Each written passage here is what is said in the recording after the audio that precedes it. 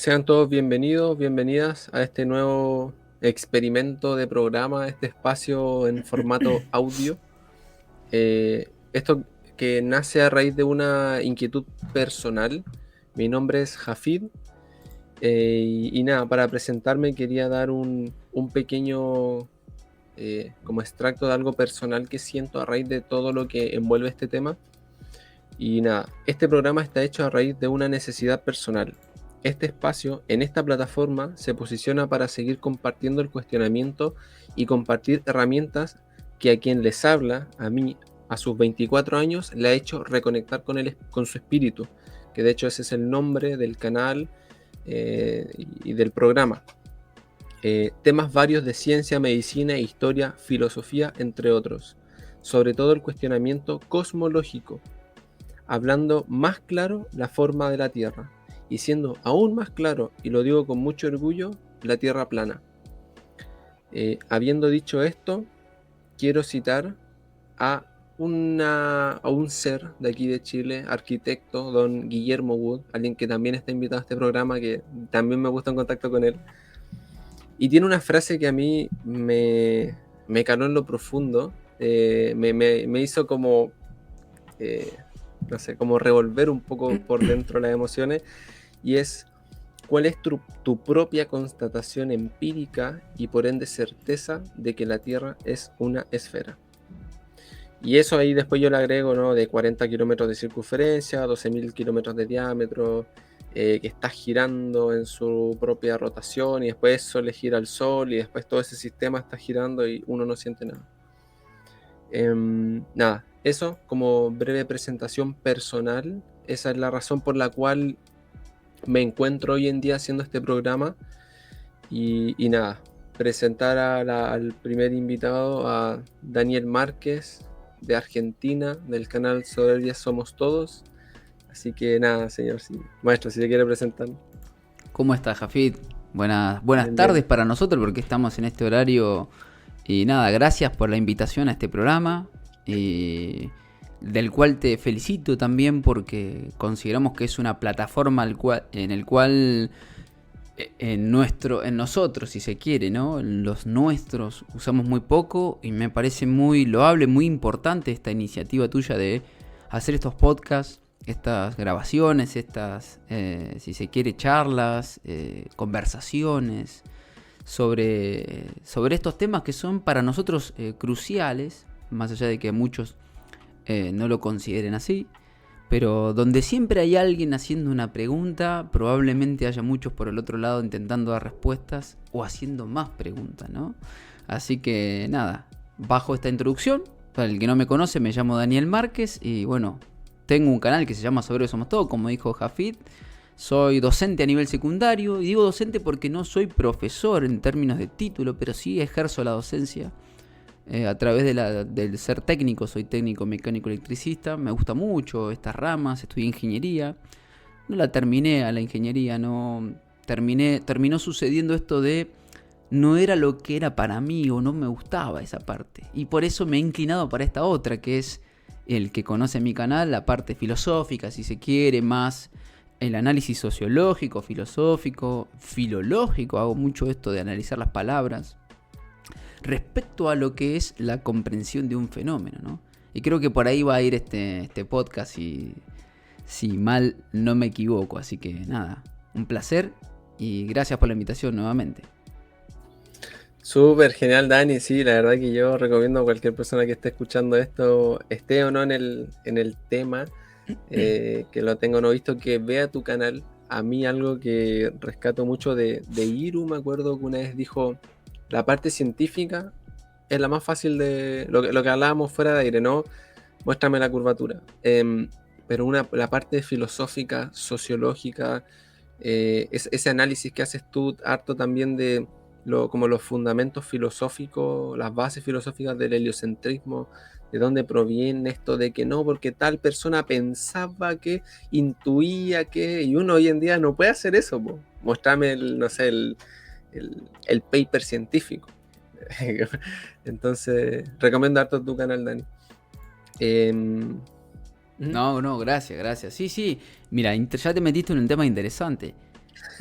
Hemos dicho nosotros, no que la intuición, aquella definición, la intuición se define como aquel conocimiento que procede de lo que no se hace, que no tiene como filtro, si se quiere, los sentidos. Por lo tanto, de algún lugar procede.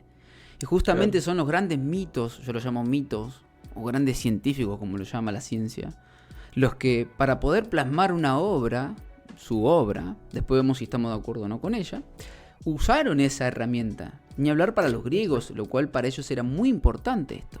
Ahora resulta que para el hombre moderno, ¿sí? Este hombre actual, esta sociedad en la cual vivimos, hablar de intuición, hablar de... parece ser que solo está dirigida hacia un grupo de personas, ¿no? Ellos solo son los que pueden intuir tal cosa y se rige un principio de autoridad donde se baja esa línea intuitiva y el ciudadano común, nosotros que estamos acá en este podcast, cualquiera que esté escuchando del otro lado, se ve que le han, vamos a decir, lo han castrado en ese aspecto.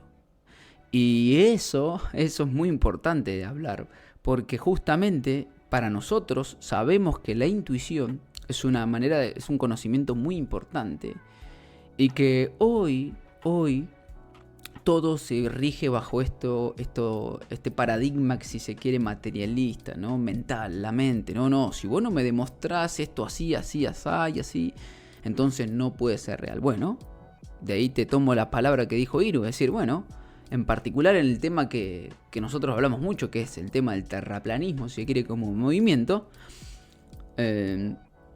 las demostraciones, si se quiere, o las refutaciones son más sencillas. ¿Por qué? Porque para demostrar algo necesitas de muchas hipótesis, ¿no? Yo tengo que demostrar un fenómeno, entonces tengo que partir de alguna premisa que considero axioma, o que a veces se considera axioma como algo tan evidente, y a partir de ahí tengo que empezar a decir que el fenómeno hace esto, que hace aquello, tengo que afirmar muchas cosas, ¿no? Pero resulta que si yo vengo con un contraejemplo, ¿sí? Con uno solo, una pregunta, ¿dónde está esto que para mí es el fundamento de tu modelo? Y no me lo podés contestar o empezás a agregar más cosas.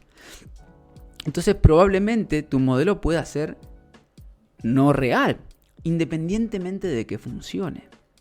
Y ahí está el punto, ¿no? Yo en la charla que tuvimos en Recuerdo, creo que la has visto, que fue hace poco. Sí. Para citarnos el tiempo, hoy es 31 de octubre del 2021, ¿no? También vamos a citar el tiempo y hubo un encuentro hace poco.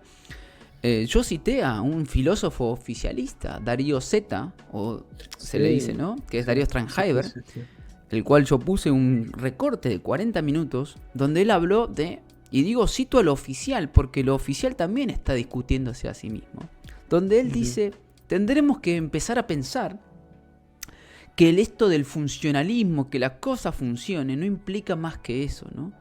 Eso distinto es si eso es verdadero o no. Y de ahí él cita y pone un ejemplo de lo sistémico. Porque un sistema funciona. Hoy actualmente funciona un sistema en todo ámbito de la vida, que nosotros llamamos burocrático a veces, ¿no? Y el sistema funciona, está ahí rodando solo. El tema es que funcione implica que sea efectivo, que sea verdadero, que sea rápido, que sea importante. Nada, es eso. Entonces, en particular, cuando hablamos de un modelo, el modelo puede funcionar perfectamente. La pregunta es, ¿y es la verdad? Y ahí empiezan los grandes debates, ¿no? Porque siempre cito lo mismo, y lo voy a seguir citando. Tuvimos varios debates con científicos, con, doctores en física, etc. Y yo tuve dos que me marcaron, dos respuestas de estos muchachos, sobre todo que son del ámbito físico, del cual uno me contestó que la ciencia está justamente para explicarte el cómo únicamente. Y que si vos querías saber el para qué es algo como decir una cosa de materia, es un beneficio, ¿no? Entonces se lo tenía que preguntar a un político. Otro, cuando yo les pregunté por qué esto de que el modelo funciona, me contestó en otro debate, me dijo, no, si vos querés saber el por qué o la verdad, entonces dejáselo a los filósofos, ¿no? Entonces yo les pregunté, bueno, ¿y ustedes, muchachos, para qué están? ¿Para describir un fenómeno nada más? Claro, y resulta que eso es un engaño en realidad, porque cuando vos le decís al otro, che, yo traigo otro modelo, mirá, me parece que Si yo saco todas las ideas previas y arranco de cero, puedo modelar otra cosa. Y cuando vos les decís eso, ellos se enojan. Porque dicen, no, ¿quién puede ser como dijo el gran Guillermo Buda, al cual voy a citar, en esa entrevista que le hicieron en ese programa de televisión, donde dijo, ¿quién podría ser el imbécil que piense que la Tierra es plana en esta época? Dijo en esa gran charla que quedó para siempre un gran hito, ¿no? No sé si te acuerdas. Sí, la vi cuando todavía ni me metía en esto y fue como wow. El Guille. Bueno, entonces en particular, claro, esa es la respuesta del otro cuando vos le traes otro modelo. Y si se enoja, ¿por qué se enoja si él solamente está para aplicar modelos y solo explicar los cómo? Claro, si se enoja es porque en realidad, en lo profundo, en lo más allá y por encima de eso aparente que él muestra, él piensa que lo que él modela es verdad. Y ahí está la otra parte, ¿no? Si es la verdad eso, entonces deja de ser científico, porque lo científico es todo aquello que puede ser falseable, aún la forma de la Tierra. Y en particular, entonces, cuando uno viene y aparece esto de, che, la única pregunta que aún no han podido contestar, a pesar de que agregan, no, que el Fata Morgana sí, no, que el Fata que la luz se curva y que la, etcétera, es un contraejemplo, una pregunta. Era, ¿dónde está la curvatura geométrica? Es decir, si algo tiene forma y es físico, debe existir eso, debe estar. Claro. Y entonces, al no aparecer todo lo que vos modeles arriba de aquello, que eso que se considera evidente, ese axioma, puede ser explicado de otra manera. ¿Sí? Y eso, a ver, es que a mí me llama mucho la atención eso porque al final, claro, ahí es cuando viene este tema de los parches, ¿no?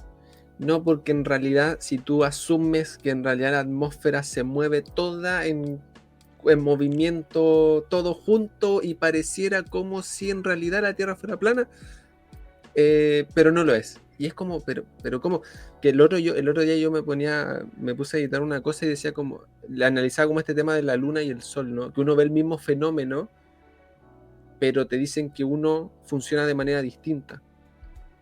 Uh-huh. Entonces, basándome en eso, digo como este tema de los parches, ¿no? Que tú lo tienes bien analizado, esto como de que tuvieron que ir poniendo parche sobre parche sobre parche, que me acuerdo que hace poco lo vi con el tema del éter, que hace poco nomás que lo entendí.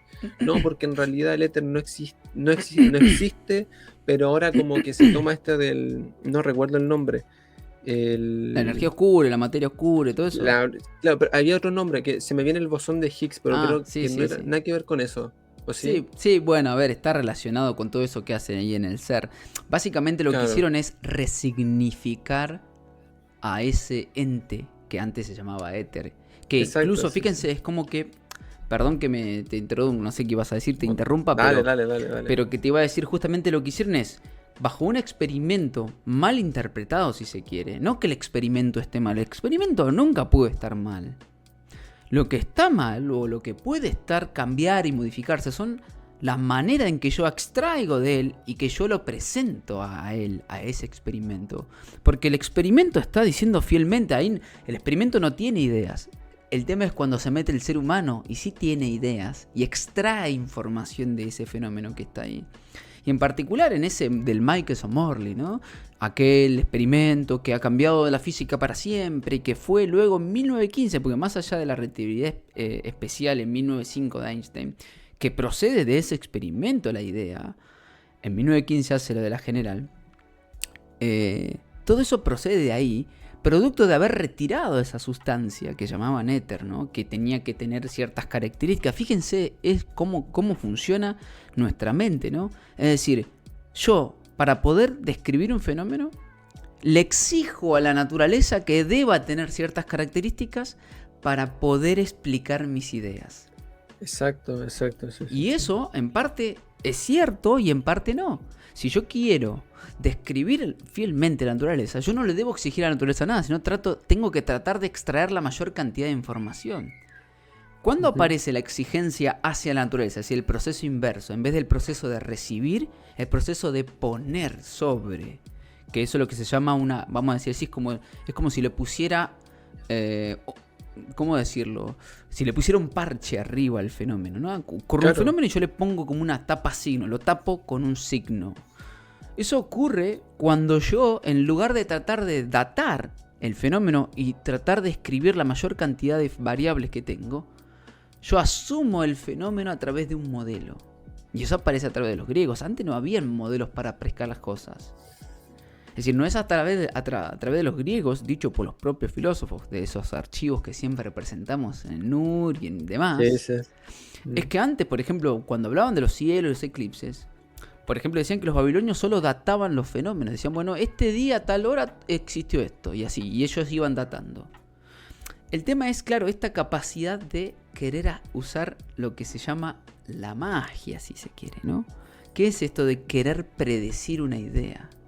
Predecir algo. No es tanto hasta que empezó esa idea de predecir aquello, es decir, hacer un augurio, es decir, o producir algo que va a pasar, ¿no? Que procede de la astrología. Ujú. Es que ellos introducen esa idea de plantear un modelo para poder predecir un fenómeno. ¿Y qué pasa? Cuando yo planteo un modelo y de repente aparece un fenómeno que no cuaja en mi modelo, entonces en lugar de rever el modelo, empiezo a ajustarlo, a agregar cosas, a quitar cosas que no me sirven, ¿no? Es como cuando un artista está haciendo, ese artista que agarra un pedazo de madera y empieza a sacar cosas. El tema es cuando yo tengo que agregar cosas, ¿no? Que eso sería agregar un parche. Ujú. Pero, ¿qué crees tú que, o sea, porque a ver, yo lo siento como evidente, pero está como el resignificar como ese modelo es siempre pensando en un fin, ¿no? Yo creo. Claro, el Porque tema yo... es... Ujú. Sí, claro, incluso el fin ¿cuál es? Porque al final, explicar un modelo, ¿para qué me sirve? Exacto, ¿Para yo subordinarme al modelo o para que me traiga beneficios? Entonces, cuando la gente se olvida, el ciudadano común se olvida que la premisa de presentar un modelo es para que me traiga beneficios, porque el modelo me sirve a mí, no yo me sirvo al modelo. Cuando yo me olvido de eso, entonces lo sistémico se vuelve eso que dijo Darío Zeta. Se vuelve este sistema de enajenación, ¿ves? Yo me empiezo a subordinar, quiero tratar de encontrar en este fenómeno la justificación a todo lo que yo ya dije que iba a ocurrir. Entonces empiezo a exigirle al fenómeno, a la naturaleza, que cumpla las cualidades de las cuales yo pienso que funcionan así. Entonces, para cerrar esto en antigüedad, los babilonios, por ejemplo, si hablamos de los cielos, databan los datos de lo que ocurría en el cielo. Lo que ocurría. Y no necesitaban modelos, más allá de que ellos hicieron el ciclo de Saro, pero eso es por datación, si se quiere. Claro. Entonces, ¿qué quiero decir con esto? Ellos databan cada vez que ocurría algo. Pero cuando vienen los griegos dicen, no, para poder partir de una idea, es decir, para poder explicar una cosa, tengo que tener un modelo. Tengo que tener un formato, una estructura. Entonces, en esa estructura es que, por ejemplo, la distancia de la Tierra al Sol se modificó por lo menos 10 veces. Sí. Claro, sí. ¿Y eso qué quiere decir? Que se va ajustando el modelo. Claro. ¿Y cuál es el tema? Cuando alguien te dice, pero funciona. Claro, es que si yo estoy 2000 años, 2500 años, tratando de hacer una torta, la misma torta, Hoy al final. en algún momento me tiene que salir la torta. Tiene Tengo que que poner salir, bien la cantidad de azúcar, tengo que poner bien la cantidad de agua, o no. Tengo que saber amasar. En principio amasaba mal, me salió horrible esta torta. Bueno, ¿qué hago? ¿Hago otra torta? No, sigo haciendo la misma. 2500 años haciendo eso, en algún momento me va a salir bien. Y voy a tener los datos para que funcione hasta que, ¿ves? La tecnología avanza y aparece un fenómeno o una forma de interpretar eso que derruba un bolero y dice, che, pará, aparece un objeto del otro lado cuando le meto zoom y este objeto no tendría que estar oculto bajo la curvatura. ¿No? Entonces lo que pasa es que la luz funciona así. Claro, entonces la refracción, el estándar, triple. Claro, el tema es que los objetos son fijos, son físicos, son geométricos.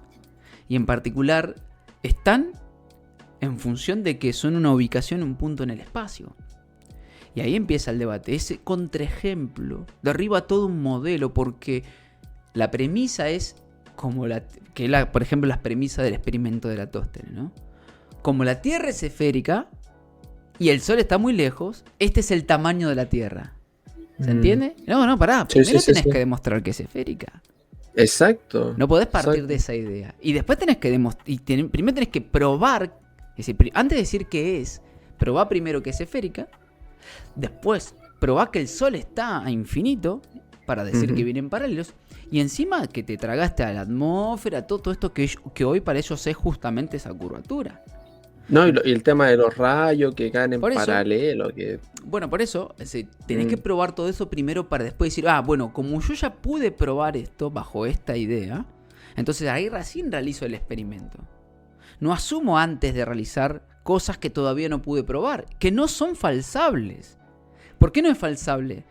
Porque primero, para poder falsear qué distancia tiene el Sol o si está infinito, tengo que tratar de poder refutarlo, si no, no es científico. Se convierte en una religión. Es decir, lo que no es falsable es religión. No porque esté bien o está mal, las creencias forman parte de nuestra humanidad. El tema es que hay gente que se hace cargo de que tiene creencias. Y hay otra gente que no se hace cargo de sus creencias. Sí, y me parece súper como a destacar eso porque, a ver, esto yo lo conversaba con alguien y como que a mí algo que de todo este como cuestionamiento, si se puede decir, no sé si esté bien empleada la palabra, como este cuestionamiento cosmológico le llamo yo al menos para abarcar todo lo que abarca, valga la redundancia. Sí, hay dos cuestionamientos, uno el cosmológico y el otro cosmogónico, después lo vemos, pero dale. Claro, el tema es la cosmogonía, sí. Y rescato harto como esto del tema de la creencia. Y es como, a ver, espera, pero primero tengo que asumir que Eratóstenes existió, que se supone que el tipo nació en el 200 a.C. Y esto con todos los personajes, Cristóbal Colón y todo. Primero tengo que asumir que ese personaje existió. Después tengo que asumir que hizo lo que hizo. Y la gente, sin cuestionarse el tema como de esto que tú dices, ¿no? Como él ya sabía que la Tierra era esférica.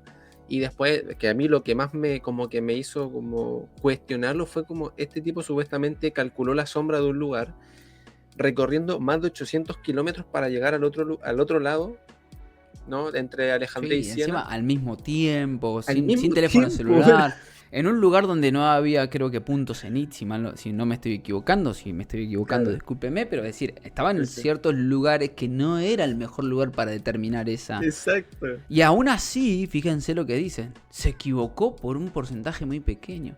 De ahí que mi análisis respecto a ese directo o esta propuesta de análisis filosófico de los fundamentos de este heliocentrismo tiene que ver con cómo hace hoy un sujeto del moderno para presentar aquello. No le queda otra más que usar palabras fantasiosas, hablar de imaginación, que exacto, para la ciencia moderna, anda a decirle a un científico hoy que imagine. Te sacan carpiendo, ahí está el punto. Te hablan de intuición, porque Eratóstenes ya sabía porque lo intuyó. Pero pará, yo puedo intuir lo contrario, ¿y está mal? Y yo te lo demuestro así, con este modelo, con esta cosa. No, es que lo que pasa es que ustedes no pueden explicar. Es que ahí está el punto.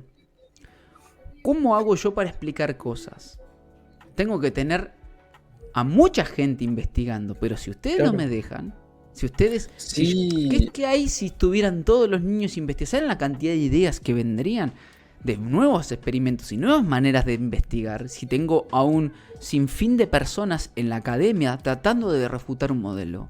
Ahora, el tema es que si tengo a miles de personas en la academia tratando de afirmar un modelo, entonces esas ideas van a ir en favor del modelo en vez de tratar de refutarlo. De ahí que el gran Rafa Currado, al cual le mando un saludo también y a todos los que he mencionado, dijo, esos son científicos operarios. ¿Y el filósofo dónde está? ¿Y el investigador dónde está? El investigador en general investiga en función de su operario. Es decir, en función del modelo, pero no en función de a ver si hay otra manera de explicarlo. Y entonces, ¿qué te decía esto? Estos tipos no les queda otra, ¿sí?, más que presentar a todos estos grandes mitos con palabras fantasiosas como golpe de suerte, como una casualidad, como falta de relato, como benevolencia histórica. ¿Por qué no les queda otra? Primero porque lo que decís vos, no saben si existió, no saben cómo hizo el experimento, cómo hizo, bueno, ahí empieza, no, es que se puso de acuerdo, dijo el gran Gomberov, al cual es un compatriota tuyo, dijo, no, es que él se puso de acuerdo con un amigo, ¿cómo se puso de acuerdo? Estamos hablando del 300 antes de Cristo, más o menos, el siglo 3, perdón. ¿Cómo es eso? ¿Cómo hizo en 800 kilómetros, señores? Piensen en 2 minutos los datos. ¿Entendés? Los datos de ese momento, el contexto, y que en particular, luego de aquello, terminás escuchando a otro filósofo o a otro historiador de la filosofía o de la ciencia, porque la mayoría de los que leemos son aquellos, a ver cómo lo presentan, ¿no? Cómo fundamentan todo este modelo. Diciendo que todo aquello que hizo Eratóstenes, que Aristóteles ya había afirmado, porque él decía que ya la Tierra era esférica por los eclipses, por el cielo siempre. ¿Cómo se llama eso? Es una como experimentación indirecta, ¿no? Claro, indirecta y en la cabeza, ¿eh? Sí, porque, no, aparte. Porque además, para decir que era esférica, después vos tenías que asumir esto de que se estaba moviendo a la vez. Porque después tuvieron que agregar movimientos al objeto para decir no está más la Tierra en el centro. No solo que no es, si se quiere, como la observamos, como la percibimos, sino que además se mueve. Y entonces, y además de eso, ves cómo se mueve, tengo que empezar a agregar el por qué y por qué nos sentimos que se mueve. Entonces, ves, fíjense.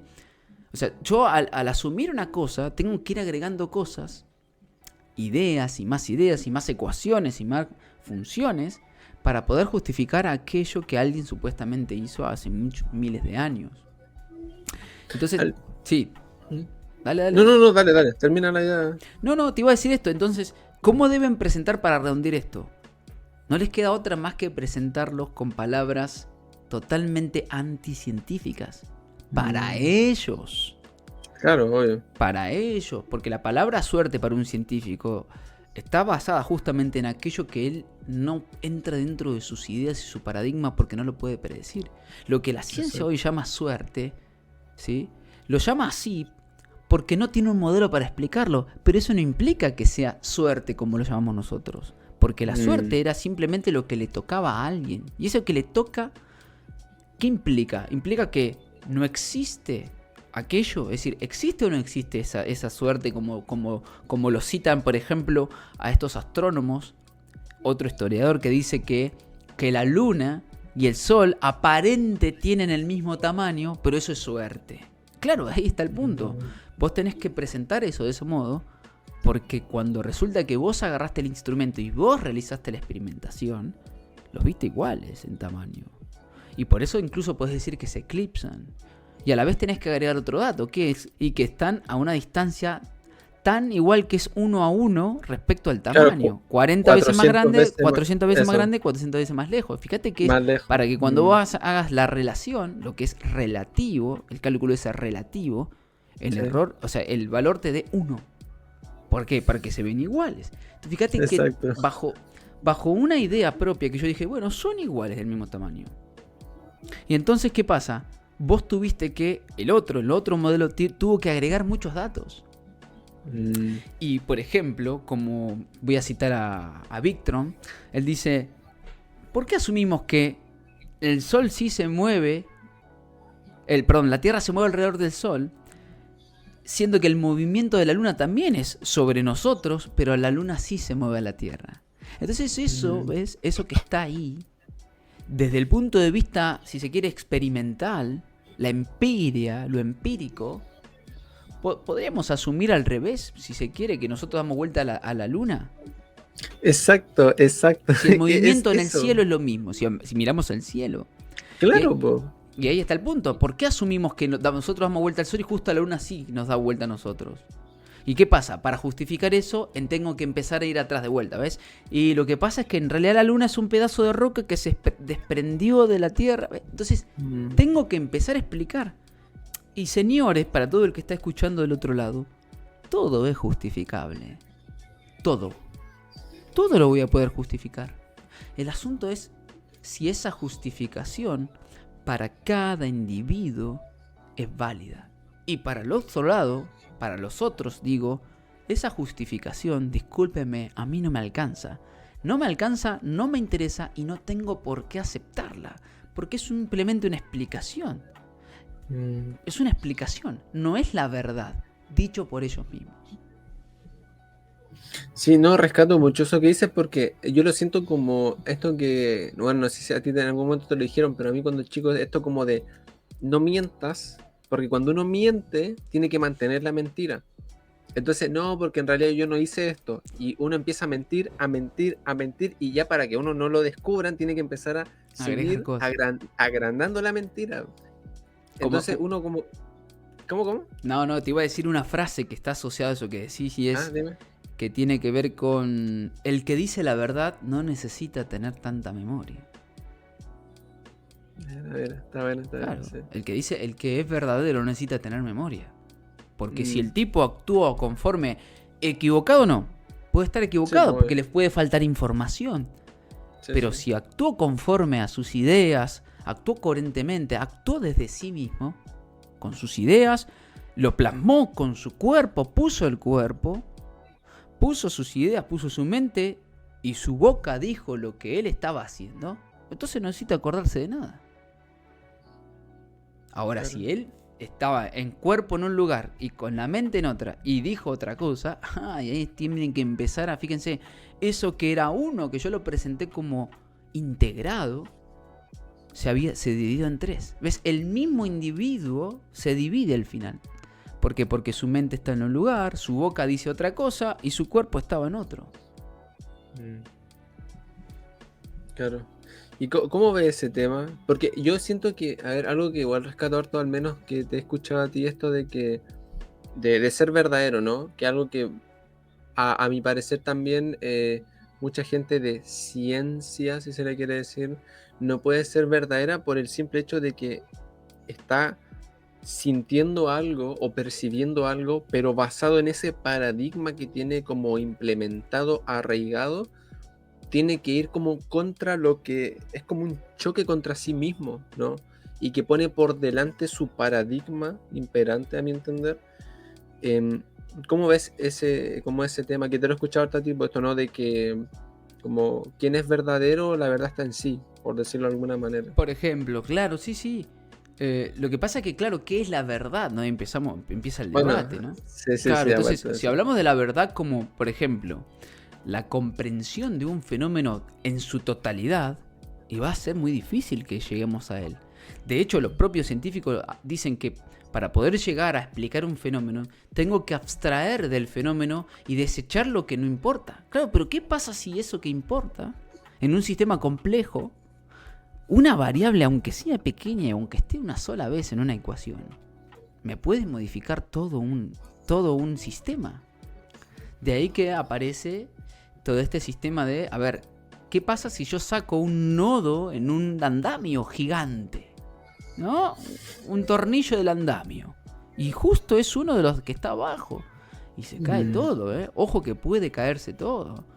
O se puede quedar sosteniendo una parte, pero esa parte va a pender, está pendiente de aquello. Claro. Entonces en función de eso, llegar quizás a esa verdad, como se llama, lo que nosotros llamamos verdad, en general a través de esta operación de la mente, de los fenómenos, de estudiar el fenómeno, es aquello que lo asociamos a la puesta de sentido, ¿no? A esto de la verdad, para nosotros es la verdad del fenómeno, ¿no? Yo he dicho, es decir, yo voy a ir a la verdad, si se quiere, siempre y cuando esa verdad me haga libre.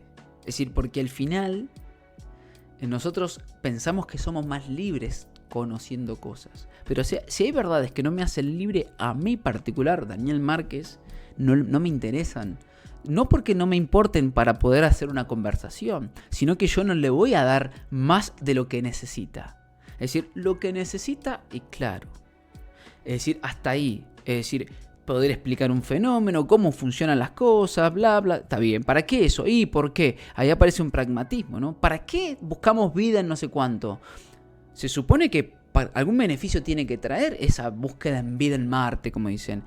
¿Para qué? Y para poder saber si en un futuro vamos a poder vivir, o para poder saber de dónde venimos. Y ahí está el punto. ¿Y para qué querés saber de dónde venís? Ah, entonces esa pregunta existencial sigue existiendo.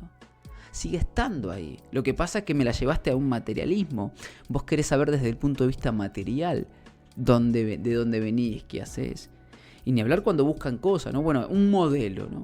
¿Para qué quiero saber un modelo? Y se supone que el modelo lo quiero aprender porque eso me trae un beneficio, ¿no? Y ahí volvemos a lo sistémico. Lo que hay que recordar siempre, para mi punto de vista, es que los sistemas aparecen para beneficio del hombre, del ser humano, de la humanidad total. No el humano en beneficio de lo sistémico. Y ahí radica una gran diferencia.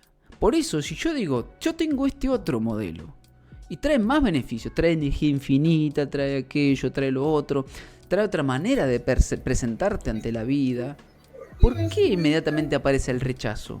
Exacto, exacto. El rechazo aparece, claro, porque la gente piensa que es verdad lo que pensaba. Y no que era un modelo simplemente modelo. Entonces, en función de todo eso que a mí particularmente, esto de lo verdadero, lo asocio a que verdadero es aquel que justamente está integrado en todos sus cuadrantes. En cuerpo, en mente, en alma y en espíritu. Ese es el verdadero, si quiere. Aquel que da respuesta a todas esas cosas que les viene de afuera y lo hace de sí mismo, independientemente de, repito, estar equivocado o no, porque puede pasar que el hombre esté equivocado, que el ser humano, porque me falta información, como he dicho, porque me engañaron, porque lo que sea, pero mientras yo fui, era en ese momento, y hoy también. Entonces, el tema es cuando la gente se identifica con el sistema, se identifica con el fenómeno, se identifica con el modelo, se identifica con sus ideas. Cuando las personas se identifican con sus ideas, con un modelo, con algo que está afuera, ¿qué pasa cuando eso se derrumba? Porque puede pasar. Lo van a tratar de sostener y defender a muerte porque ellos son eso. Y ahí está el problema. Entonces, para mí, para poder entender estos problemas y estos debates cosmogónicos, cosmológicos, esto de plantear dudas, el primer proceso es, a ver, ¿tengo la capacidad de poder retirar todo aquello que me fue dado por el otro para hacer lo propio? Y después, por supuesto, no es que a mí no me sirve la ecuación esta para poder explicar, no, si estos objetos, las ecuaciones de Newton, las leyes de Newton, si se quiere, la primera, la segunda, funcionan muy bien y yo las uso, incluso yo las doy en la escuela. Ahora, ¿qué quiero decir con esto? Yo decidí desde mí utilizar esa herramienta ahora. Pero no alguien me la ejerció desde afuera con voluntad. Entonces esto es lo mismo. Esto es lo mismo. Es decir, para poder entender un nuevo modelo no basta con cambiar la bola y poner una monedita como hacen en los memes. Es toda una reestructuración de ideas, de premisas, que es lo que decíamos en la previa. ¿Qué pasa que cuando la gente mira el sol ve un objeto a millones de kilómetros? ¿Por qué? Porque asume primero y le pone esa idea y se la pone al fenómeno. Fíjense, le devuelve algo como lo percibe con una idea a priori. Pero ¿qué pasa si yo digo, ojo, me saco esa idea y digo, para, no sé si está a millones de kilómetros, yo no lo sé. Y vuelvo a mirar el sol. Cambia entonces ahora. El sol, no sé qué es ahora. Puedo tratar de experimentar, puedo tratar de buscar qué es. Y ahí eso es lo que ha pasado con este modelo y este movimiento, si se quiere, que básicamente representa, a mi punto de vista, como resumen de lo que es el terraplanismo, el desafío al statu quo y al principio de autoridad y a todas estas cosas que son dadas por el otro. Los otros. Claro. Sí, mira, y eso que dice, a ver, a mí me parece súper interesante un punto en concreto. Que todas estas ideas que para mí son tan relevantes como el lugar donde uno vive o lo que ve, experimenta en el cielo o lo que sea, se empieza a introducir justamente desde la educación, pero a muy temprana edad. A muy temprana edad. Entonces ahí yo decía, claro, ¿cuál será el fin? Aunque no sé si me gustaría hablar de inmediato del fin, de si nos controlan o lo que fuese, pero como la gente ya le introducen como esta idea, ¿no? Que se ve mucho en esta película Inception, Origen, de que hay que ir como a lo más profundo de la persona para introducirle esta idea o este cálculo o este valor o esta un valor, un cálculo o un fenómeno, darle la explicación del fenómeno. Esta frase que me gusta tanto de Lenny, ¿cómo es cuando te da una respuesta a Bien. preguntas que no has hecho? No te están dando una respuesta, te están dando una orden. Claro, es esa, sí. Exactamente, es decir, cuando te dicen algo que vos no preguntaste, te están dando un dato que no te preguntaste jamás. Entonces es una orden, no es una respuesta. Es una orden casi que militar. Y claro, esta pregunta de, bueno, ¿por qué es importante? Cuando la gente llega a esa pregunta de, bueno, ¿a mí qué me cambia, no? Quiere decir que probablemente los argumentos hayan sido contestados. Los, si se quiere, científicos o como sea. Y el que me cambia, el que pregunta eso, es porque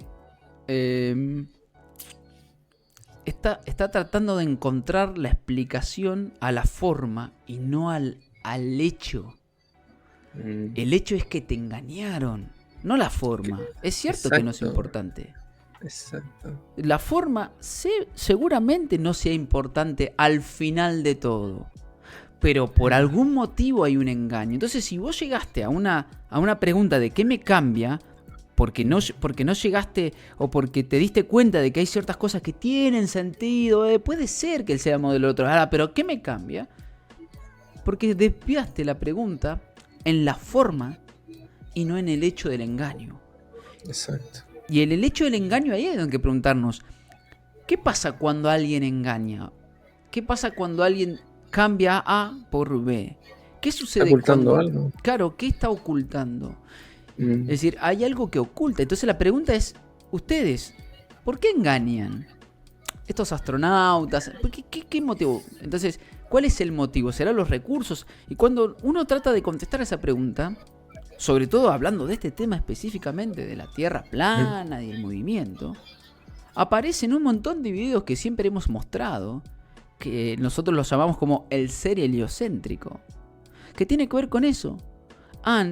Y lo ha dicho el propio... en los propios libros que hemos encontrado sobre respecto a la idea de Copérnico, que pasa ahí, es haber quitado al hombre de su calidad. Y como yo lo voy a decir más simple, como lo dijo Rafa el otro día en la charla, es haberte cambiado de dueño, que requiere una responsabilidad, y te pusieron como inquilino, como alguien que viene de afuera nada más. Y vos no estás acá más que por producto de la casualidad, y eso es una mota de polvo, tenés poca importancia, dijo Einstein por ahí en el universo. Y ahí empiezan las respuestas de qué me cambia. Cambia una concepción respecto al antropos, a este hombre que se planta en un lugar y deja de ser producto de una casualidad y una mera inexistencia o una mera, si se quiere, situación. Y para dar un último ejemplo que a mí me gusta porque estoy hablando yo, ¿no? A otro tendrá otra pregunta, y es cuando nosotros decimos eso, inmediatamente viste que están los troles. Los troles les decimos nosotros los que son los antiterraplanistas, porque de última, como he escuchado por ahí, los trolls no tienen nada para aportar. ¿Por qué no tienen nada para aportar? Porque lo que dicen ellos ya lo sabíamos de los libros. Exacto. Dale. Un pequeño paréntesis. No me acuerdo a quién se lo escuché esto en concreto, pero es esto de que al final alguien, creo que ahí se lo escuché, alguien troll, no, o sea, no el troll, se podría decir nosotros, desde esta como vereda del cuestionamiento, para poder ir y cuestionar ese modelo, uno tiene que conocer el modelo. Y ese es un tema que también me trae a hacer este podcast, de decir, ya, vamos a hablar de terraplanismo, por ejemplo, por decirle algo, en la Tierra plana. Y terminan hablando siempre de la Tierra esférica. Y no de la Tierra plana, no de ese, que también te lo han dicho, ¿no? Como de muéstrame el modelo, porque tiene que haber un modelo, no puede estar ese como vacío dentro, casi espiritual, encuentro yo. Pero siempre terminan hablando del otro, de la otra cosa, que ya conocemos. O sea, no me vengan a decir que la Tierra tiene una circunferencia de no sé cuánto, ya lo conozco. Entonces, para poder cuestionarlo, tengo que conocerlo en profundidad también. Ese es el concepto de... para poder desapegarme de algo realmente, tengo que tenerlo al tesoro primero. Yo no me puedo desapegar de algo que no tengo. Y tenerlo implica que ese desapego, ese tesoro, tiene que ser importante para poder desprenderme de él. Como dijo Guille Wood. Él decía, yo amé a la bola, decía Guille Wood. Entonces por eso sufrí un dolor. Porque era mía, decía él. Yo estudié esto, aquello, lo otro, soy arquitecto, etc. Entonces dolió. Entonces en particular esto requiere encima el desapego, esto de desapego es... Nosotros tenemos que conocer el modelo en profundidad para poder saber dónde está, si se quiere. Si yo traigo otro modelo, vamos a decir así, los puntos grises, si se quiere, los escapes. ¿Dónde está? ¿Dónde está aquello? Y bueno, ahí está, en las ideas, en estas premisas, en estas cosas que ya eso llaman axiomas. Y yo te voy a mirar, quizás contestar, voy a tratar de cerrar lo que iba a decir, que tiene que ver con... Dale. Cuando nosotros decimos esto de la importancia y el por qué nos engañarían, yo siempre te dicen, pero que ustedes se creen... lo que pasa es que ustedes siempre eran unos desquiciados que no los quería nadie antes.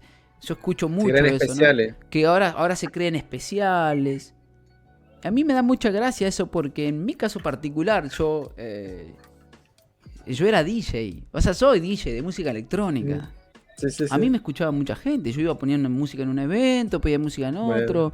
Digamos, ¿en qué mente cabe uno teniendo una posición, si se quiere, donde hay gente que te escucha, que vos empieces a hablar en contra del status quo de lo establecido? ¿Qué clase de especial te vas a sentir en la visión del otro cuando lo que más recibís son burlas, chistes? Yo me sé compañero de la facultad, agravios, insultos intelectuales, insultos personales. A ver, ¿desde qué lugar uno está queriendo decir que justamente el por qué nos engañan lo dice el propio sistema? Y es, ahora sos una mota de polvo, no servís, no existís, sos una penosa existencia, diría un dibujito. Y en particular yo te voy a decir esto, para cerrar ese paréntesis de lo que en mi caso particular yo hacía antes de conocer todo esto. Y lo que terminó sucediendo es recibir más agravios. Ahora, justamente esa puerta abierta ahora, como toda puerta, trae otra gente nueva. Y hay que ver, ahí está lo que se llama el valor, ¿no? Pero mira, te voy a leer una cosa que tiene que ver con por qué se termina hablando del modelo tierra esférica en un debate tierra plana en tierra esférica. Incluso por qué nosotros terminamos dando argumentos en contra de la bola. Claro, porque el que afirma es el que tiene que contestar. ¿Qué quiere decir esto? Ellos afirman que la Tierra es esférica. Ellos afirman que la Tierra se está moviendo, se traslada, tiene este movimiento, este otro movimiento. ¿Se entiende? Ellos afirman, ellos son los afirmacionistas. Y por lo tanto, mira, yo te voy a leer sobre lo que dice acá, mira, a ver si lo comparto un poco. No la va a ver la gente, obviamente, pero te lo voy a compartir para que vos lo veas también. No sé si lo pudiste... Ahí, mira. ¿Lo estás viendo? Sí. Se llama cienciadehoy.com. Vale. ¿No? Y el título se llama ¿Qué es un contraejemplo en álgebra? Y mira lo que dice al principio. En matemáticas, un contraejemplo se usa para refutar una afirmación. Si desea probar que una declaración es verdadera, debe describir una prueba para demostrar que siempre es verdadera. Dar un ejemplo no es suficiente. Es decir, yo puedo traer un montón de fenómenos que confirmen mi modelo, pero no alcanza. ¿Y qué pasa? Como nos manejamos bajo estadísticas, ¿sí? Estadísticas y datos, yo puedo traer 1000 datos, millones de datos, pero siempre va a haber un dato nuevo. O vamos a decir, si siempre va a haber una experimentación. Yo puedo hacer el experimento de Cavendish 1.000.000 de veces. El de Eratóstenes 1.200.000. El que se te ocurra. Pero fíjate lo que dice acá. Dice, dar un ejemplo no es suficiente. Dice, en comparación con escribir una prueba, escribir un contraejemplo es mucho más simple. Dice, si desea mostrar que una declaración no es verdadera, solo necesita proporcionar un ejemplo de un escenario en el que la declaración sea falsa. La mayoría de los contraejemplos en álgebra involucran manipulaciones numéricas, dice, ¿no? O sea, ¿qué quiero decir con esto que te estoy leyendo? ¿Por qué en general uno termina de tratar de refutar lo que afirma otro? Y después uno intenta construir un nuevo modelo. Che, me parece que acá, tal cual. Lo primero que uno debe hacer justamente, que para que algo sea científico debe ser falseable, que es, acordate que era el criterio de falsabilidad. Entonces, de ahí viene, ¿sí?, que justamente se termina hablando de la Tierra esférica. Pero sin embargo, mirá lo que sucede cuando hablamos con alguien que está del otro lado, o que está del lado de la firma, que no está de este lado de la duda, si se quiere. De la duda de supuestamente algo tan evidente como la forma de la Tierra, ¿no? Claro. Y es que terminamos hablando de, bueno, a ver, entonces, ¿cómo me explicás tal cosa? Pero claro, resulta que cuando yo te muestro una experimentación, por ejemplo, como la de J. Tolan, otro viene y dice, no, pero yo te muestro esto con un teodolito. Es esférica por un teodolito. Che, pero traigo a J. Tolan, más distancia, más altura, menos capacidad de poder encontrarse con toda la refracción que vos quieras. Ese es el contraejemplo. Con ese ya basta para refutar un modelo. Todo lo que viene arriba, todo lo que se construyó en la casa, está funcionando bajo esa afirmación de que como la Tierra es esférica, un montón de cosas. Entonces, cuando yo traigo ese contraejemplo, ya es falsable. No importa con qué experimento lo hago. Cuando yo te traigo una plomada, como lo hizo Arflat, una plomada extendida a 30 metros, y yo digo, bueno, si yo quiero tratar esto bajo las ecuaciones de Newton, no, es que eso está refutado con Einstein. No importa, la plomada es mi contraejemplo para refutar tu movimiento. No es que esto se explica de este otro modo, esa es tu manera. Yo estoy refutando el modelo de esta ecuación, que es la que utilizan incluso para poder tirar un cohete. O sea, para poder tirar un cohete, uso la de Newton. Para poder hacer la plomada, uso la de Newton. Ahora ustedes justamente tiran un cohete con la de Newton y no se autorrefutan con la de Einstein para tirar el cohete, para decir, no pueden tirar el cohete con la de Newton, tienen que hacerlo con la de Einstein. Y nosotros no podemos usar las ecuaciones de Newton, tenemos que usar la de Einstein para poder la plomada. Entonces fíjense, ese es el gran problema de ellos. Que fíjense, traen, aquí tengo otras ideas, te dicen ellos. Pero ¿qué hacen esas ideas? ¿Intentan refutar el modelo porque el modelo ahí aparece raro? No, intentan justificarlo. Entonces ahí está lo del criterio de falsabilidad, que te quería citar como ejemplo, ¿sí? Que fue, bueno, Karl Popper, uno de los grandes de la lógica, y que decía que justamente algo para ser científico debe ser contrastable. Si no, no es científico, si no es una religión. Y el particular, cuando hablamos de la forma de la Tierra, si yo tengo a este muchacho como J. Tolan, no es que el teodolito, no es que la cámara, no es que el láser, no importa, yo traigo un contraejemplo. El criterio dice, yo puedo traer un contraejemplo. Entonces, ¿qué es más simple? Y es más simple refutar que afirmar. Esa es la razón posiblemente por la cual todos los debates se desvían hacia aquello. ¿Sí? Entonces hay un trabajo doble, te diría, hasta triple a veces. ¿Y cuál es ese trabajo? Es que el sujeto que está escuchando del otro lado en este momento tiene un trabajo doble. Primero tiene que retirar todo aquello que le ha sido dado por el otro. Y luego, a partir de ahí, tiene que investigar por sí mismo y agregar y reemplazar. Entonces el trabajo es doble, ya no es decir, bueno, entonces la Tierra es así porque es así, sino que primero, ¿ves? Todas las preguntas es, ¿por qué todas las preguntas son, ¿y cómo me explicas tal cosa? Porque ya hay una idea introducida adentro, ya hay algo adentro. Entonces, una vez que yo refuto aquello, quiero sacar ese objeto y reemplazarlo por otro. ¿Y por qué tiene que haber otro objeto ahí? Entonces, ¿qué hace el cientificismo? Datos, información. ¿Qué es? Y no, ¿vos sabías que? No, esta información no. ¿Sabías que en la Luna entran 58 vacas? Como si todos esos datos son justamente para lo que se llama fortalecer el argumento arquetípico. Ahora, repito, funciona. ¿Es verdadero aquello? Exacto. Sí, me parece súper... a ver, es que me surge algo incluso con aquellos que estamos del lado del cuestionamiento.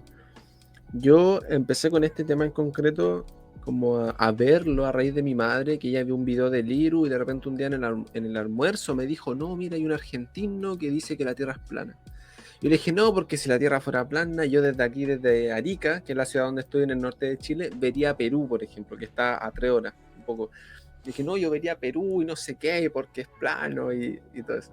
Bueno, la cosa es que desde el 2016, por ejemplo, que yo conocí al canal de Iru, no fue hasta el año pasado en el que me puse a estudiarlo. O sea, pero estudiarlo de... Mira, de tener un cuaderno específico para ese tema, por ejemplo. Y empezar a estudiarlo y analizar y todo ese tema. Pero tuvieron que pasar 5 años para recién hacer ese ejercicio. Porque antes era como que dentro mío, yo tenía en esa época, 2016, tenía 17, 18 años más o menos. Y yo decía, a mí lo que me llamó la atención de esto fue, es imposible, decía yo, que el tema de la simbología fuese como al azar. Que todas las bandas de música que yo escuchaba, que eran de rock, de metal, tuvieran un signo de la Ordo Templi Orienti, de la Cruz de Malta, de todo eso. Eso a mí me hizo como mucho ruido. Pero pasaron 5 años para yo recién, como yo siento, empoderarme con esto y estudiarlo. ¿Y a qué voy con esto? Y me gustaría saber tu opinión en realidad, porque ¿qué pasa con esta persona que, vale, se empieza a cuestionar, pero la Tierra es plana porque lo dice Daniel Márquez, la Tierra es plana porque lo dice Hafid, o bla, bla, bla, bla, bla? A mí tal vez esto le molesta a alguna gente, me da igual, disculpen, o no me disculpen, pero creo que eso también puede suceder. De hecho, yo siempre que hablo con mi madre o con mi hermano, siempre les digo como esto de no me crean, o búsquenlo ustedes por ustedes mismos. Esto es lo que yo entiendo, lo que me hace sentido también en cierto modo. Bien, muy buena apreciación. Termina sucediendo eso, ¿eh? Termina sucediendo que en todo ámbito está... Yo lo he explicado, mira, me paré en la charla y están aquellos que le creen al otro que trae otro modelo también. Exacto. Y eso es una lucha interna también. Por eso, fíjate que Rafael Currado, ¿no? Cito al sociólogo. Sí, sí. Uh-huh. En aquella charla, cuando él hace lo del aparato académico, y yo ejemplifico esos 3 tipos de científicos, si se quiere: el filósofo, el científico operario y el científico investigador. Yo cité quizás que yo estaba en el filósofo, pero ¿por qué? Porque soy un vago, ¿viste? Bueno, decir, ¿qué es un vago? No en la investigación, sino en vago en la aplicación del fenómeno. Uno tiene una inclinación hacia. Después tenés los operarios, que es Arflat, los que están todo el tiempo tratándose. Ahora, pero para que Arflat haga la operación, también fueron filósofos. Porque ellos idearon una especie de experimentación. Y también fueron investigadores, que sería el último tipo de científico. Porque ellos tuvieron que buscar y tenían que saber primero las cosas para poder refutar y para poder afirmar y hacer los cálculos oficiales. Entonces, ¿qué quiero decir con esto? Hay gente que le gusta creer en todo ámbito. Y eso también ocurre en el movimiento de la Tierra plana. Pero también hay gente que se pone la camiseta para decir otras cosas. Es decir, hay gente infiltrada que se dice ser terraplanista para decir cualquier barbaridad, para que después un medio de comunicación saque y diga: los terraplanistas dicen tal cosa.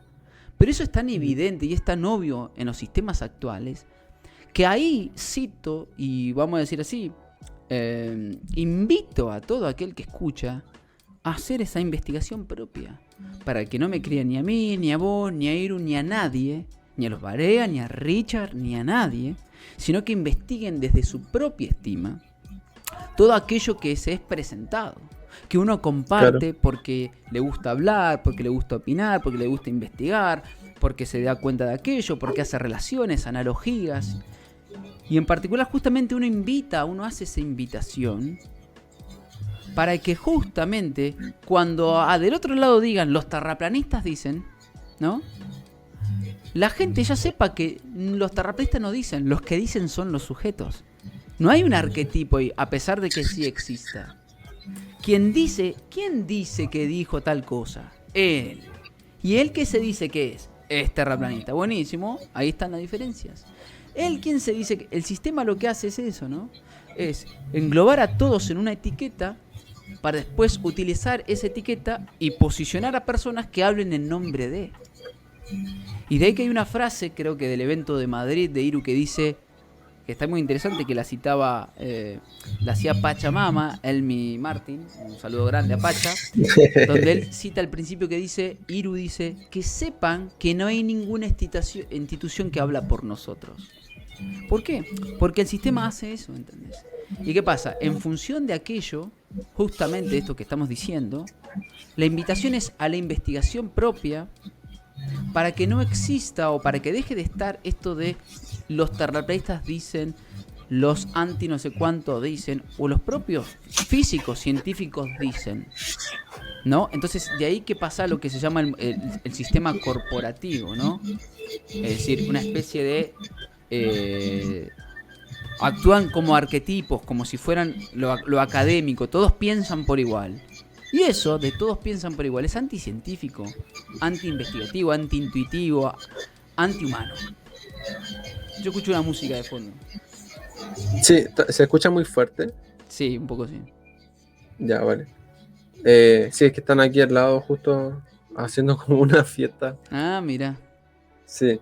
Mira, a mí, referente a ese tema, sí, también me llama la atención harto esto de que, de hecho, algo que a mí me llamó mucho la atención fue en un directo de Canal 5 que estaba Iru con Martín como desarticulando este principio de autoridad referente a las agencias espaciales, y en un momento una persona en el chat dice, le dice a Julio, ¿no? Esto de hay 2 terraplanistas en tu directo. Y Martín, bueno, no sé si estará enojado un poco, pero le dice, aquí no hay 2 terraplanistas, aquí está Iru Landucci y Martín Rodríguez. ¿Por qué tienen que asignarle una etiqueta a la persona, al ser si se le quiere, porque eso ya acarrea como una serie de prejuicios o preconceptos, si se quiere decir? A mí ese tema, de hecho, también me llamaba mucho la atención esto como de el soy. Yo soy, no sé, vegano, yo soy fotógrafo, yo soy, y como que intenté darle un poco la vuelta a eso, y es como, no, yo saco fotografía, yo no consumo productos animales, pero no es como el soy, porque si no siento que esto que sería como esto que tú dices de uno se identifica con esos como fenómenos, no sé si estaría bien decirles fenómenos, pero con esas como ideas. Sí, tiene que ver con esa identificación. Y para dejarte hablar, y incluso comparto harto eso que tú dices de los terraplanistas, ¿no? Que también te lo escuché harto esto como de yo me separo de ellos, porque no vaya a ser que crean que yo me relaciono con, o crean que yo, y todo ese tema como... mí en lo personal me liberó mucho como cuando dice ese como ya, que cualquiera que venga aquí y hable conmigo y me conozca. Y después saca tu idea, pero... exactamente. No... De hecho, estás esas 2 opciones, ¿no? Es la etiqueta. A ver, la etiqueta es una especie de manera de poder asociar, ¿no? El tema es que cuando esa asociación se convierte en algo, si se quiere, discriminatorio, ese es otro debate. La asociación forma parte de la manera en que la razón opera, ¿no? Compara. Este es de River, este es de Boca en el fútbol acá argentino. Este es de Chile y este es de Argentina. Está bien, que sirva como referencia. La referencia nunca es mala, porque es un lugar para poder identificar dónde me encuentro, en qué lugar, en qué espacio, con quiénes. Ahora, eso no implica que esa persona o que aquellos son aquello, ¿no? Esto de ahí me identifico con mis ideas. De ahí que yo siempre he dicho el ejemplo, es decir, cuando la gente se identifica con las ideas, pierde identidad. Y al perder identidad, deja de existir para solo vivir nada más. Y deja de existir por sí mismo y existe por el resto. Entonces, cuando el resto de repente dijo lo contrario a lo que yo pensaba, hay un dolor. ¿Qué pasa si mañana alguien al cual yo admiraba mucho dice lo contrario a lo que yo pienso?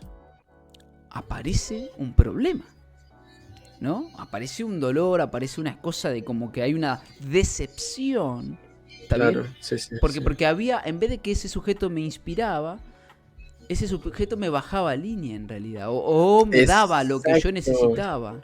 exacto, exacto, exacto.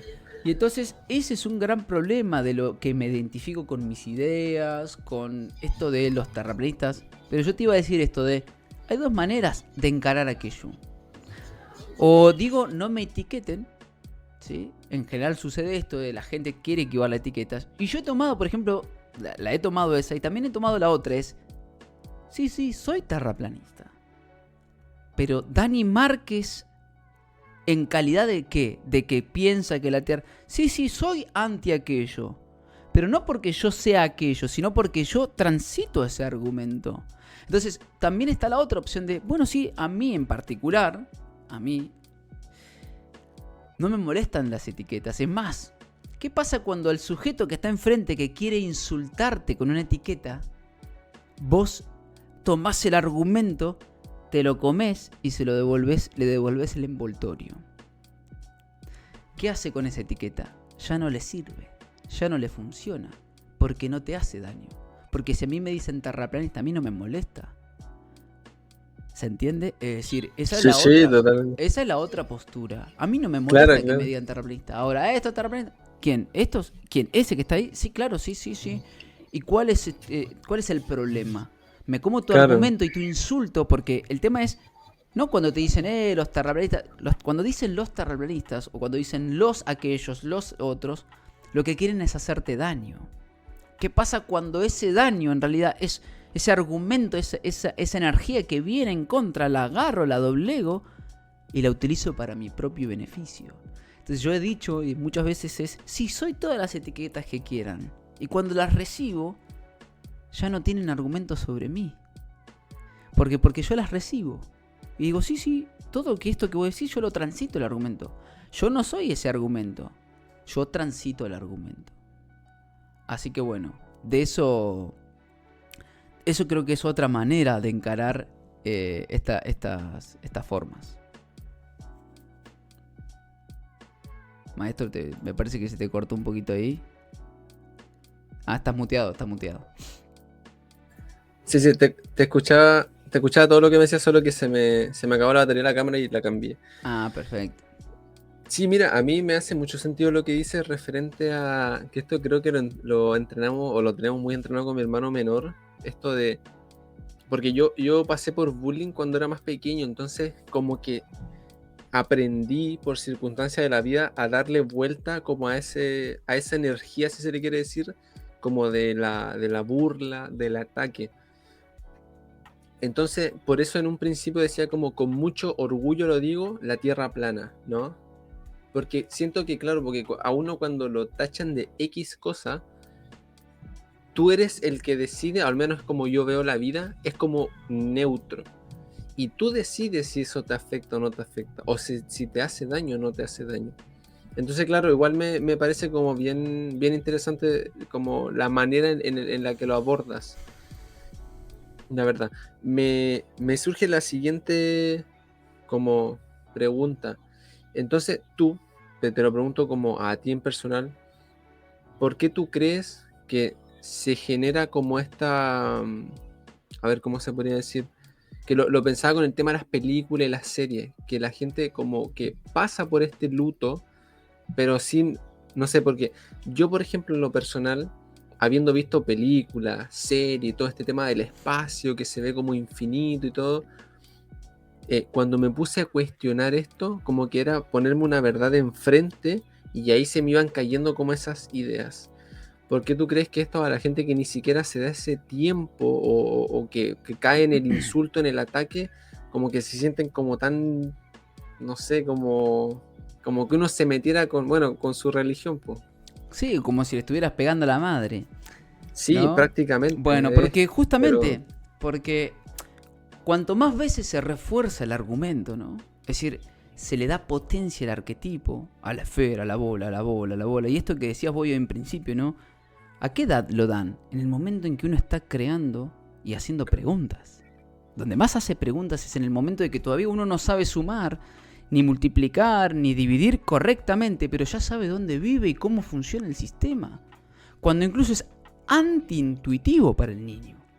Claro, incluso. Porque primero sí. para poder decir, pero esto, ¿cómo funciona? ¿Está boca abajo de Australia? Diría un niño que lo hace muy bien loablemente esa pregunta. Sí, sí. Viene la maestra, que actúa como madre, ¿viste? Muchas veces, muchos niños le Sí. dicen ma o senio, eso es un meme interesante. Sí, sí, sí. Fíjense esa senio actuando de madre, diciéndole no es que es la gravedad, pero que el niño tiene que primero aprender a multiplicar para saber qué es la ecuación de gravedad. Porque la gravedad al final, ¿qué es? No es un fenómeno, es una ecuación. O sea, que esa ecuación de atracción de masas, después lo otro es una aceleración, así, ¿no? Entonces, fíjate que eso de que se describe como un fenómeno, es la descripción fenoménica, es un lenguaje que se le puso, pasa a ser algo que yo necesito saber, pero para poder saber eso, tengo que transitar recién hasta la secundaria, para conocer esa ecuación y la explicación más concreta. Pero me la están dando la primaria. Entonces, fíjate, aparece eso que es una cuestión de justamente autoridad. Vos le tenés que creer a la maestra, a la senio. Y en particular, respecto a eso de la senio, de la edad, esto que vos decías, sí. A ver, ¿cómo explicarlo? Esto de la autoridad, de la edad temprana, las ideas. La gente le duele y se enoja porque el argumento y el arquetipo es muy fuerte. Es el que más repetición tuvo durante toda la vida.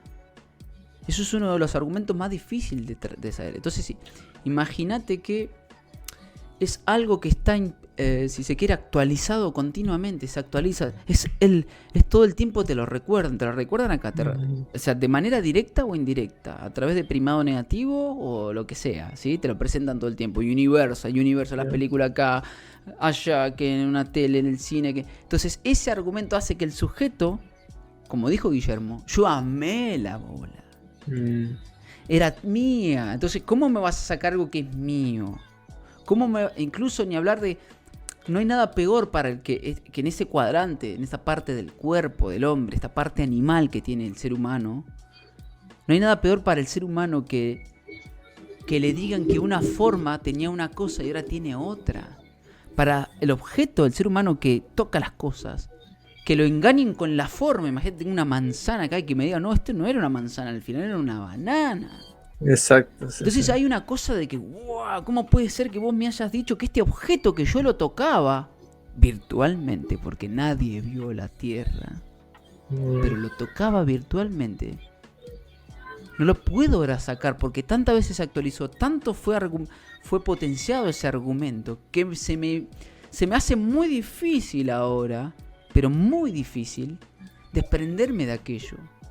Y por eso se requiere de una valentía muy grande y una potencia energética del individuo muy grande para poder desprenderse. ¿Ves? Ese es el desapego. Porque desapegarse de algo que no duele no es desapego. No es desapego. ¿Por qué no?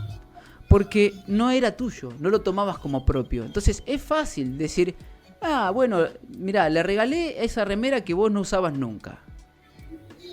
Y nada, le regalé a tu hermano esa remera que no usabas nunca. No la usabas nunca. Habrá un pequeño dolor, pero no hay un desapego real. Porque no costó energía. Y estará mal como sentir que esto, ponele tierra férica, medicina alopática, es mío y que no puede como sentirse como parte de eso o que es de uno. Es que es más fácil extrapolarlo a personas, ¿no? No sé, la relación de pareja, se desencarnó un familiar o lo que fuese, pero con cosas, con ideas, que de hecho te iba a decir, será incluso más fuerte el hecho de que a la gente le metan como, por decir, la esfera aquí, a que la vean. Sí. Porque para mí toda esta como lucha, si se le quiere decir, va más en la parte de la psique. Sí. Estaría en realidad en el cuadrante de la mente. Más que en el alma, si se quiere la psique. Pero sí, está asociado igual, sí, tienes razón, pero está en el cuadrante de la mente porque la mente es laberíntica. Por eso el cerebro, cuando lo abrieron, dijeron, este es un laberinto. ¿no? Pero o sea, no está mal ni bien. Ni siquiera sé si hay que caer en aquello. Lo que pasa es que es. Por eso lo pregunto. No, claro, no está mal ni bien. O sea, el tema es, yo creo que a mí, desde el punto de vista yo logré atravesar este argumento y lo dominé. En vez de que el argumento me domine a mí. ¿Qué pasa cuando el argumento me domina? ¿Ves? Me cuesta mucho trabajo darlo vuelta, atravesarlo, trascenderlo, que eso es lo que se llama, ¿no? Y eso pasa con, como vos decís, con un familiar, con una pareja, con un amigo, con un objeto, ¿no? Entonces, claro, el tema es que ¿qué pasa cuando todo aquello que me domina está afuera? No lo puedo controlar. Al no poder controlar, me cuesta más desprenderme de eso. Porque no soy capaz de controlar las variables de aquello. Entonces, claro, fíjate que justamente la Tierra esférica está en el cuadrante de la mente. Por eso es la esfera, ¿no? Es ser en ese cuadrante en el cual el laberinto es mucho más grande. Por eso se necesita de los otros. Del cuadrante de la psique, si se quiere, del alma, si se quiere, para entregar una potencia energética para desapegarme de aquello. Pero no porque no esté bien transitarlo. Todos vamos a transitar, y en el mundo me parece, ya nos metimos en un plano muy filosófico, casi que esotérico. En el mundo en el que vivimos, siempre estamos transitando un argumento. Y el asunto es, ¿yo lo domino o él me domina? Es decir, correcto, ¿las cosas son para el hombre o el hombre es para las cosas? No, me acuerdo de una charla que está en el canal de Dani de Dacoria, que tú hablas de esto de la astrología, ¿no? ¿La astrología funciona porque el hombre le da sentido o porque los planetas como que rigen por sobre el hombre? Entonces se puede evadir esto, ¿no? No me manejo con el tema astrológico, pero algún ejemplo X, ¿no? Entonces es como que, de hecho, yo se lo pregunté a una persona que estudia, que es psicóloga, que su opinión y todo igual me parecía interesante. ¿Uno le da sentido a eso o eso rige por sobre mí? Yo lo encuentro igual como complejo, hasta creo que no lo tengo del todo como ¿Vos sabés que, claro, el tema es si eso es un arquetipo, si se quiere, ¿no? O un argumento que sobrepasa al individuo. Entonces, así haya un solo sujeto dándole sentido a aquello, eso va a existir. Es como cuando dicen, un humano deja de existir realmente en la Tierra cuando el último que le recuerda se va. Sí. ¿No? Por ejemplo, el último nieto que quedó de aquella abuela que es la que lo vio. Claro. Cuando ese se va, esa abuela se fue. Quedarán las fotos, pero realmente se terminó yendo. Porque no el resto la conoció por fotos, pero no la conoció físicamente. No plasmó la realidad con ella, ¿no? Claro, hay una frase de un rapero venezolano, Cancerbero, no sé si lo ubica. Sí. Que dice, no se va quien se muere, se va quien se olvida. Me resuena como mucho con eso que dice, ¿no? Cuando hay alguien como dándole sentido a algo, eso va a existir, ¿no? De hecho, de ahí que aparece esta otra idea de el recordar más que adquirir información para a posteriori. Porque si uno, al final de toda cosa que hacemos es quién somos, el quién somos, ¿dónde está? ¿Está adelante? ¿Está atrás? ¿Está en un punto? ¿Está en el momento de nacimiento? ¿Dónde está el quién somos? Entonces, ¿tengo que recordar o tengo que adquirir más información para ser? ¿Me alcanza a mí con agarrar una manzana y empezar a describir todas sus propiedades químicas o el propio cuerpo humano? Y ahí yo voy a saber quién soy. ¿Se entiende? Es decir, esa es una pregunta más allá, por supuesto, de qué significa recordar aquello, mi origen, ¿no? De esta película que decís Inception, por ejemplo, este origen. Sí. ¿Dónde está ese recuerdo? ¿O qué hago yo para poder saber quién soy? ¿Voy y busco en el fondo de microondas allá a 3 millones de años luz? ¿O busco adentro? Claro, y eso al final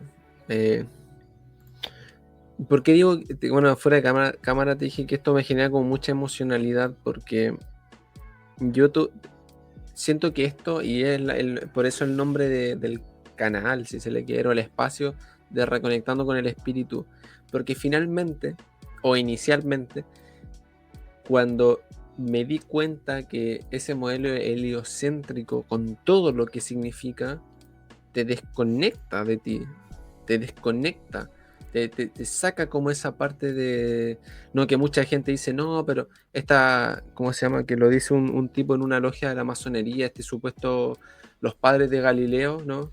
Que trabajaban de sol a sol y sacarlos del centro y todo eso. Creen que es como una posición de superioridad en el sentido como, bueno, no sé qué palabra utilizar, no sé si de ego o algo Sí. así.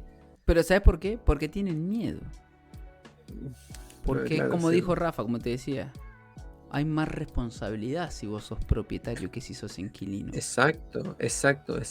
Qué bueno, sí, Hay sí. una responsabilidad mayor y para eso se requiere mayor energía, se requiere mayor voluntad. ¿Y están todos dispuestos a ser responsables de algo? Ese es el punto. ¿Están dispuestos a hacerse cargo? Y entonces esto que vos decís, por ahí creo que va. Es esta responsabilidad que requiere esto. Y es eso que vos decías. ¿Por qué traen tanta información y datos y datos y datos y datos? Y Claro, fíjense, lo ¿no? llenan. Esto de somos la generación más educada y no tenemos trabajo, dice por ahí un meme. Claro, ¿por qué? Porque para mi punto de vista, todo esto, este sistema armado, desde todos los cuadrantes, desde los 4 paradigmas religioso, científico, económico y político, lo que trae es información no para mentirte solamente, porque traen certezas, sino para confundirte y que vos pierdas el origen. Cuanto más datos traigas, justamente ves el cuadrante de la mente, más se pierde en el laberinto. Entonces, cuanto más información tengo, más lleno tengo el disco rígido y menos espacio tengo para mí, para lo propio. De ahí que yo ayer subí un extracto del directo que hice el otro día de Fascinación y hablaba Sí, desde muy el bueno. punto de vista de el lavado de cerebro. Claro, pero yo cuando Exacto. la imagen que está de portada tiene un fin y es un cerebro lavándose a sí mismo. No a alguien lavándole el cerebro. Existen los dos tipos de lavado del cerebro. Pero yo me refiero al que se lava a sí mismo. Es aquel que ves, retira todo este sistema y a partir de ahí lo pone afuera y decide por sí mismo. ¿Decide volver al heliocentrismo? Fenómeno, es por su voluntad. Nadie puede estar de acuerdo. Alguien que alguna vez dijo, bueno, a ver, la coca la saco afuera y la pongo acá. Decide volver a tomar, es por voluntad ahora. Pero no lo dado por el otro, lo dado de afuera. Entonces de ahí que yo hablaba de esta especie de lavado de cerebro. El lavado de cerebro existe por afuera. El tema es, te lavan cuando vos lográs lo propio. Pero ¿qué pasa cuando yo tengo más lo de lo otro, de los otros, lo que viene de afuera que lo propio? Que elegir por voluntad.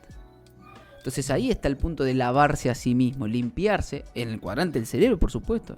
No estamos hablando ni siquiera del alma todavía, que es la purificación anímica, energética, la del cuerpo, que tiene que ver con esto. Por supuesto, están todos conectados. Uno lo trata de desparramar en estos 4 cuadrantes, pero bueno, están conectados.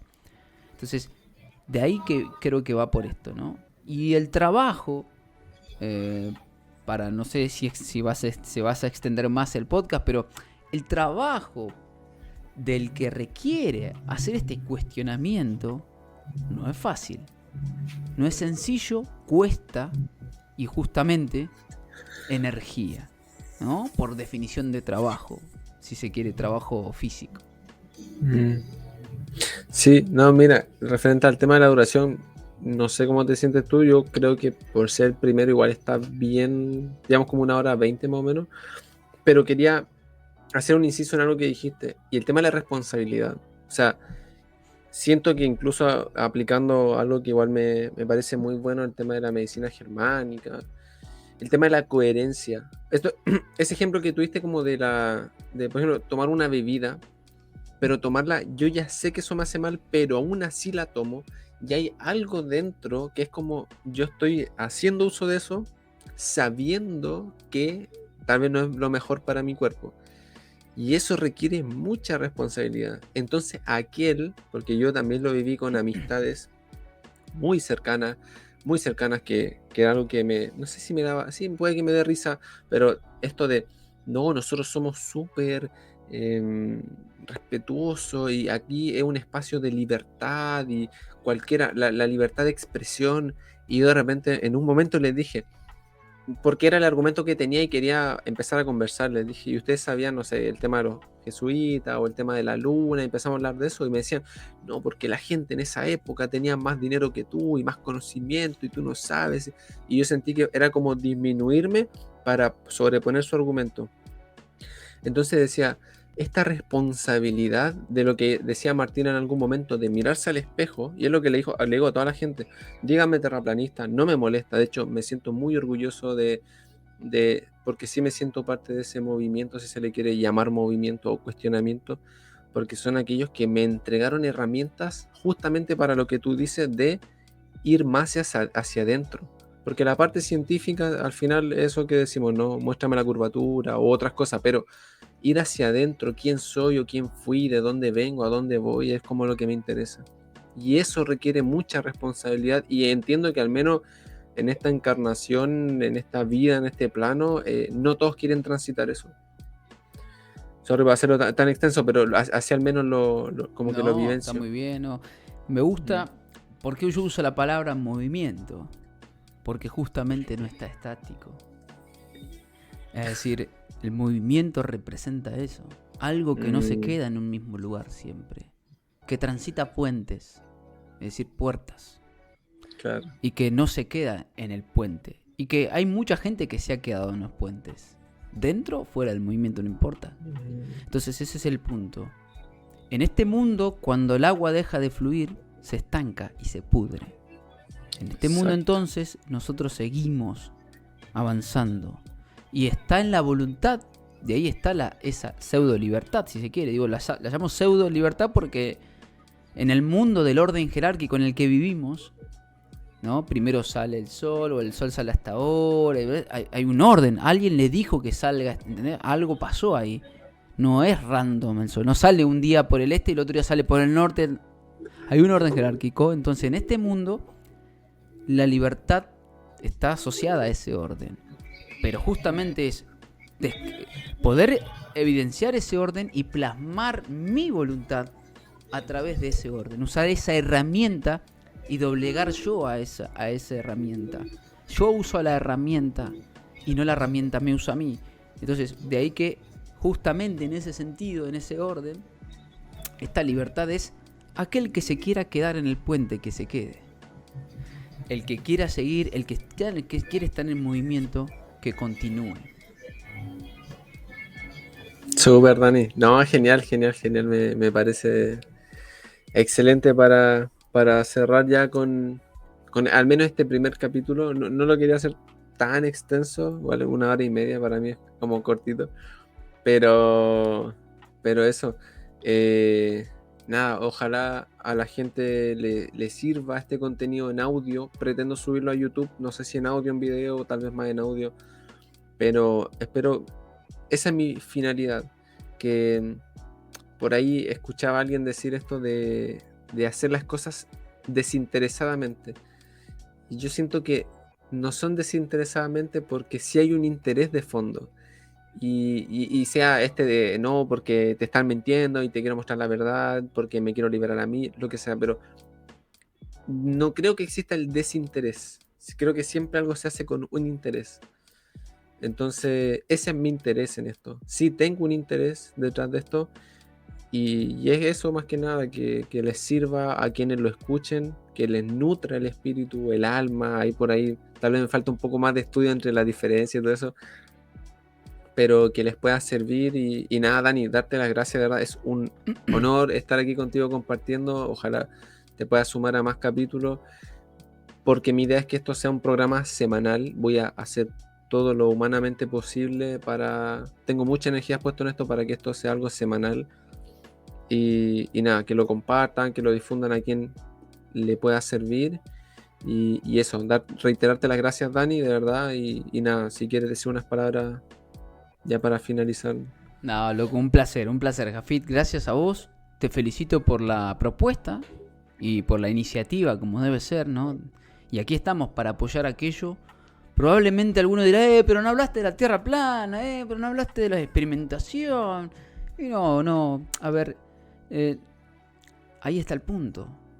El que espera que otro diga, tome él la herramienta y tome él la rienda y hágalo. Póngase en el lugar que le corresponde.